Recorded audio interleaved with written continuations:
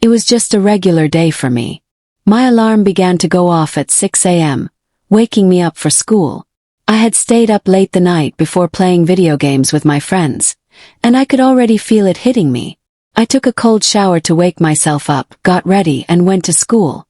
School was normal for me, nothing out of the ordinary. I saw a lot of my friends, went to my classes, and did what any normal high schooler would do. Besides the fact I got the feeling someone was watching me at all times, everything was normal at school. Once I got out of school, I went home. My house was empty, my dad was at work, my mom was running some errands, and my little brother and sister didn't get out for another hour. The peace and quiet gave me a relaxing feeling, and I went straight up to my room to take a nap as I was exhausted from school and slept very little the night before. Right as I felt my eyes getting heavy and my body getting lighter, I heard a sound downstairs that caught my attention. It sounded like footsteps, and I assumed it was my mom that got back home from her errands. However, the footsteps sounded different than my mom's, but I yelled out to her anyway from my room to let her know I was home and in my room about to take a nap. I was confused when I got no response and tried to call out to her again, but once more no response. I kept hearing the footsteps as if they were walking back and forth downstairs. I decided to go downstairs to see what was going on. I was shocked to see that nobody was downstairs, let alone my mom. I told myself I was just hearing things and just needed to take a nap and catch up on some sleep. I made myself a quick chicken sandwich and took it upstairs to eat. I finished eating and decided to try and sleep then, but I was hearing the same footsteps again. Now I was growing concerned as I knew nobody was downstairs and I kept hearing these footsteps thinking they were real. I tried to go back downstairs again to figure out what this mysterious sound was, as it clearly wasn't footsteps. I got back downstairs and everything went completely silent, no more mysterious footsteps. Then, the hallway light suddenly turned off then on its own, so I thought the power went out. However, I checked the light in the kitchen and living room, and they seemed to be working, but the hallway one wasn't. I also heard a plate crash on the ground and break. I was very scared at this point because there was no chance all this abnormal activity was happening at the same time. I quickly cleaned up the broken plate and went upstairs to my room.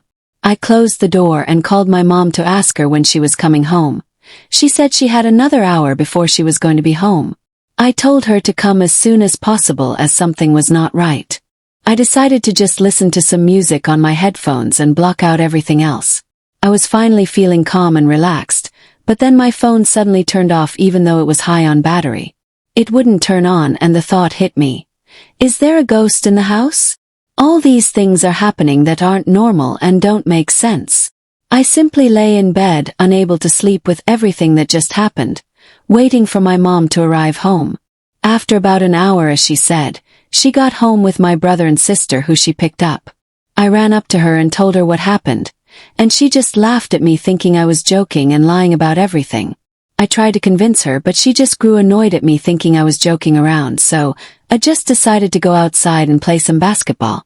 Everything was normal and I felt relaxed just spending some time playing basketball in front of my house. I had completely forgotten about all the abnormal activities.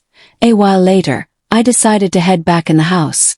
While I was walking inside, I saw a mysterious figure walking by the side of my house from the corner of my eye. It looked like a little girl, wearing what seemed to be a long white dress to her knees. I went to look to see if she was there, but there was absolutely nobody to be seen. This encounter convinced me even more that my house was haunted and everything that happened before that was paranormal activity. My dad arrived home while I was still outside. I ran up to him to try to explain to him what I saw and that our house was haunted. However, he laughed at me just like my mom did, saying I was joking. My mom didn't believe me either when I went inside the house to tell her. I was so frustrated but also scared at the same time. My mom had made some pasta for dinner, so my family and I sat together and ate. After I finished eating, I washed the dishes and went up to shower up. I took a nice hot shower, which is one of the best feelings for me. I got out of the shower, and what I saw on the mirror from the steam terrified me. It said, "Leave this house now." I tried to show my family, but by the time I came back, the words were gone, and it was just steam. I had to do something to convince my family somehow about the haunted activity. But what was I supposed to do? I had never encountered a ghost or anything like this before. I decided to play some video games with my friends for a bit before heading to bed. At 10 o'clock, I got off my computer and went to bed.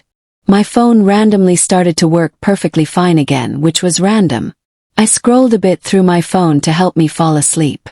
Suddenly, my phone went black again. This time it showed me a message in bold red letters. You should not be here. I started to put the pieces together to better understand the situation. The girl I saw outside earlier lived in this house before me, and she was a ghost clearly haunting me, trying to get me to leave the house.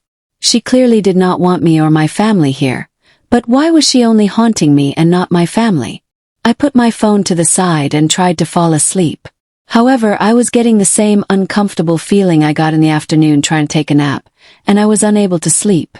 Everyone else was asleep, and the house was silent as I lay there staring at the ceiling. I heard a whisper of a young girl in my ear saying, "You should not be here." I got startled and jumped out of bed too scared to sleep. My thought about what was happening was right. I tried to ask her who she was and talk to her, but there was no response. I went back to bed and lay there, hoping she would stop. I eventually fell asleep after all that had happened. 2 hours later, at about 12:30, I woke up startled by a creaking sound. I saw the door to my closet of my room slowly open as it creaked. A figure slowly started to walk out of my closet. It was the same girl that I saw earlier outside. She was transparent, indicating she was a ghost, and she was wearing the same white dress, but it had bloodstains everywhere. She had long black hair covering most of her face, making her look very creepy. I knew I wasn't dreaming, and I screamed very loud to alert my family about her. Right at that moment she screamed, "Get out now!" and she began to float, and she went through the wall into my parents' room. They heard me and woke up, seeing the ghost for themselves. They yelled and ran out of the room. I grabbed my little brother and sister. The lights began to flicker. The girl began to scream very loudly for everyone to hear, and things began to fall over.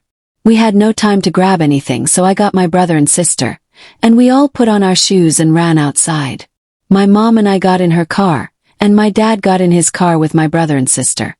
We sped away from the house not looking back and spent the night at a nearby hotel. We eventually moved into a new house in a totally different state, and my dad was fortunate enough to get a new job at my uncle's restaurant in Virginia. We began our new lives there and did not dare to ever return to that house again.